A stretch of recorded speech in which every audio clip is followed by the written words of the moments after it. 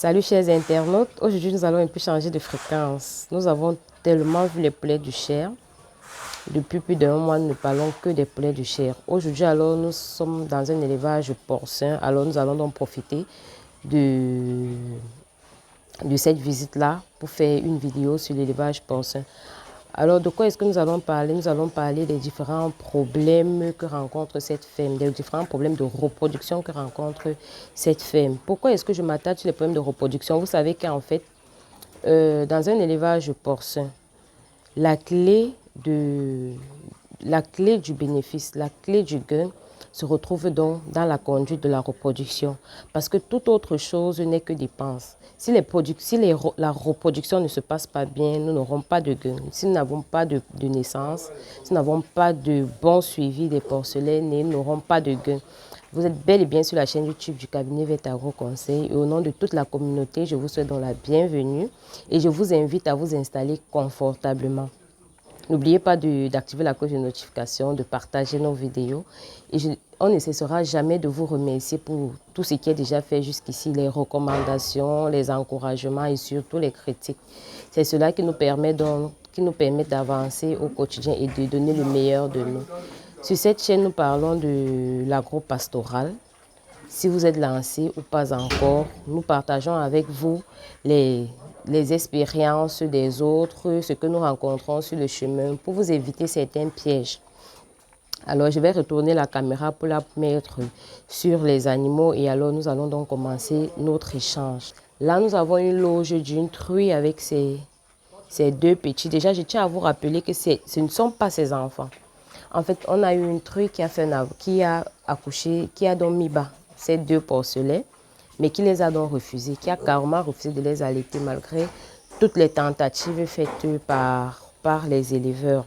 Alors celle-ci qui avait donc fait un avortement a donc adopté ces petits et les allait très bien. Avant d'entrer dans le vif du sujet, je tiens déjà à vous rappeler que si vous êtes dans l'élevage porcin, chaque matin quand vous entrez dans votre ferme, il est donc conseillé d'observer tous vos animaux. Vous savez qu'une caractéristique principale de l'éleveur, c'est le sens de l'observation. L'éleveur doit être celui-là qui a un sens très poussé en observation.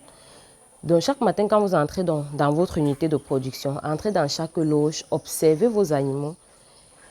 Ceux qui sont couchés, par exemple, comme celle-ci, levez-les. Pourquoi vous devez lever les animaux qui sont couchés? Ça vous permet déjà de voir leur état corporel. Si un animal a maigri, si un animal a pris du poids, ça vous permet de l'apprécier. Si une truie est en chaleur, ça vous permet également d'apprécier. Maintenant, des cas de boiterie qui peuvent survenir dans la nuit au courant de la journée, ça vous permet également de les mettre en évidence le plus tôt possible. Donc, ça vous permet déjà d'évaluer votre travail, le travail de vos fermiers, en regardant déjà l'état de vos sujets. Donc, chaque matin, quand vous entrez dans votre ferme, faites le tour de la ferme en regardant minutieusement vos animaux. Levez ceux qui sont couchés dans chaque loge. Faites-les se déplacer. C'est comme un jeu, c'est tellement beau même. Ce n'est pas un travail parce que c'est tout un plaisir de voir vos animaux évoluer, vos animaux bien se porter. Donc, prenez ça comme votre sport mental de chaque matin en fait. Donc, une fois que vous avez fait cela, vous pouvez passer maintenant aux soins de la journée, aux actions à poser, soit le nettoyage, le service d'aliments, le service d'eau pour ceux-là qui n'ont pas le service d'eau automatique, c'est-à-dire les pipettes. Et aux soins sanitaires, s'il y en a, donc les traitements à administrer aux animaux, s'il y en a. Alors, je disais donc que dans cette ferme, les différents problèmes dont font face, les différents problèmes de reproduction dont font face cet éleveur sont donc les suivants. Les cas d'avortement, des trucs qui ne viennent pas en chaleur normalement. Donc, lorsque les animaux sont serrés, vous pouvez faire plus de 21 jours sans voir les chaleurs. Vous avez des porcelets morts-nés. Vous avez des trucs qui résorbent leur gestation. Vous avez des truies, j'ai déjà parlé des truies qui ne présentent pas les chaleurs. Vous avez des morts-nés, vous avez des cas d'avortement. Et vous avez donc comme cette truie qui a mis bas, juste qui n'a que ces deux petits. Donc vous avez des truies qui mettent bas des porcelets en petite quantité, donc 2, 3. Pourtant, vous avez des mêmes truies, du même lot, donc des trucs qui sont arrivés à la ferme au même moment, qui mettent bas 7, qui mettent bas 9. Alors, quelles sont donc les causes qui peuvent donc entraîner ce genre de problème dans votre élevage? Généralement, les éleveurs ont tendance à penser que le problème ne vient que des races. C'est facile d'incriminer celui qui a fait la livraison de la ressource génétique. Mais comment vous expliquer qu'un producteur vous livre 6 femelles par exemple? Vous avez 3 femelles qui vous présentent les chaleurs normalement, qui vous donnent 9 petits par exemple, et vous avez une femelle qui ne vous présente pas de chaleur. Vous avez une femelle qui avorte, vous avez une femelle qui résorbe sa gestation. Pourtant, les mêmes sujets viennent de la même ferme.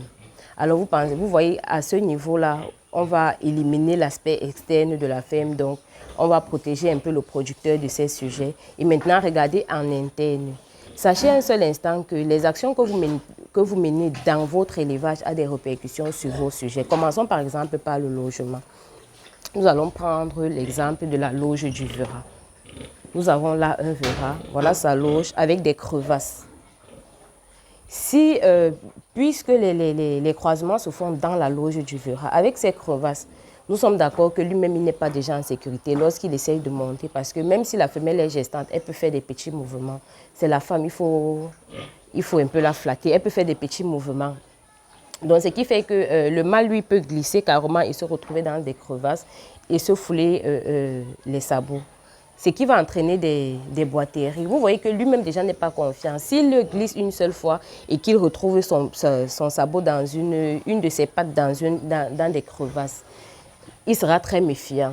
Vous pouvez venir avec la femelle, il n'essaye plus de monter. Donc ça, c'est de un. Des crevasses dans les loges peuvent être à l'origine de vos problèmes de reproduction. Un sol glissant également peut être à l'origine de vos problèmes de reproduction. La reproduction ne se passe pas seulement dans l'appareil génital de la femelle. Tout commence par la conduite d'élevage. Maintenant, si on laisse le côté logement et qu'on va du côté de l'alimentation, dans certaines fermes, vous constatez qu'on ne fait qu'une seule formule alimentaire, que ce soit porc à l'engrais, que ce soit une true gestante, que ce soit une true allaitante, que ce soit des porcelets sevrés. Sachez un instant que chaque classe d'animal a des besoins différents de l'autre. Lorsque vous tournez par exemple l'aliment, lorsque vous formulez l'aliment d'une femelle qui se prépare à entrer en phase de reproduction et que vous minimisez le taux d'énergie, l'organisme a besoin de l'énergie pour bien fonctionner. L'appareil reproducteur a besoin d'énergie pour bien fonctionner. Vous voyez maintenant qu'il y aura une compétition au sein de l'organisme de l'animal. L'appareil génital ne sera pas en sécurité parce qu'il n'aura pas assez d'énergie en fait pour mettre tous les éléments en place pour attendre le moment de la chaleur ou même pour se développer normalement. Donc vous pourrez avoir une femelle à 8 mois, l'âge requise pour mettre une femelle en reproduction, qui n'a pas un appareil génital bien développé. Mais vous allez vous plaindre du fait qu'elle ne présente pas ses chaleurs. Pourtant, en fait, vous ne l'avez pas nourrie comme il fallait.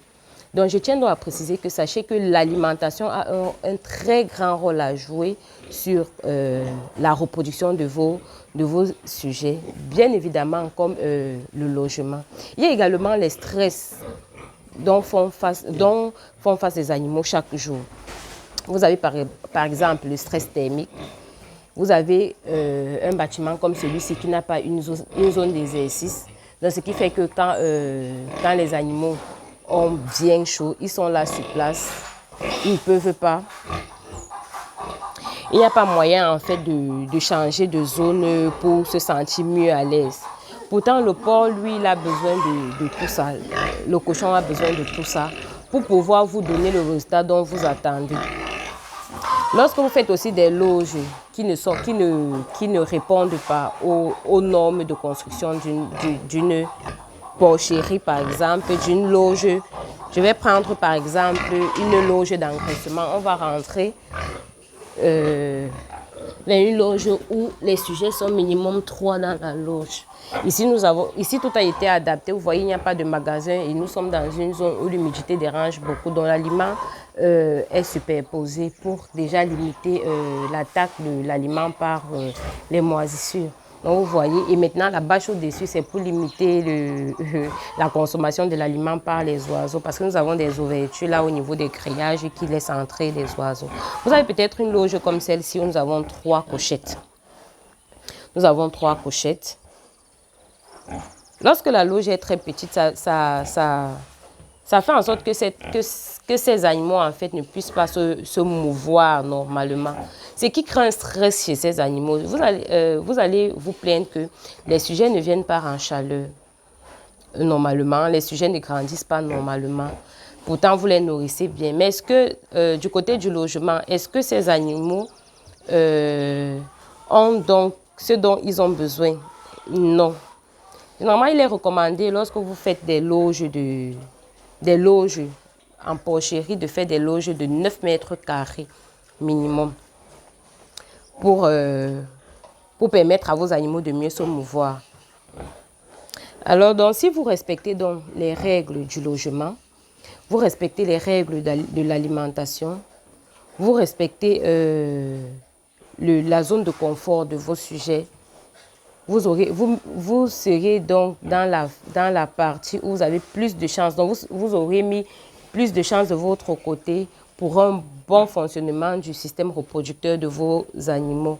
Et sans oublier que vous avez également les verras. Si vous ne nourrissez pas bien vos verras, en sorte qu'ils soient un peu plus robustes, parce que quand le mâle est plus petit que la femelle, elle a tendance à prendre le dessus. Elle a tendance à prendre le dessus. Du coup, le mâle, lui, va se sentir frustré, il ne va pas faire le travail pour lequel il est là. Donc, mettez à sa disposition un aliment également de bonne qualité, riche en énergie, riche en protéines, sans oublier les minéraux, parce que vous savez qu'en fait, il a besoin d'avoir des pâtes bien solides pour pouvoir faire la monte. Ça, c'est pour ceux qui pratiquent la monte naturelle dans leur ferme. Et je tiens également à préciser, vous qui pratiquez la monte naturelle dans vos fermes, généralement, bon, tous les éleveurs de pommes, principalement ceux qui pratiquent la monte naturelle dans leur ferme, il est également conseillé que quand vous faites le tour de votre ferme, touchez les animaux, habituez-les à cette présence humaine-là. Surtout les cochettes, surtout les truies. Touchez-les, habituez-les à des caresses. Ça permet en sorte que au moment des chaleurs, lorsque vous les amenez chez le mâle, qu'ils ne soient pas surprises aux attouchements du mâle en fait. Donc la monte se passe aussi naturellement. Donc habituez vos animaux aux caresses généralement. Ça fait également en sorte que lorsqu'il y a des traitements qui doivent se faire, ça se fait de façon très aisée parce que les animaux sont habitués à ce qu'on les touche. J'espère que vous avez appris quelque chose de nouveau dans cette vidéo. Si vous avez des thèmes que vous aimeriez qu'on aborde, n'hésitez donc pas de nous contacter.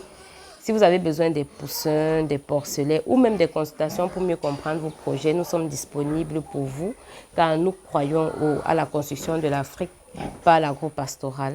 Ciao et à la prochaine vidéo.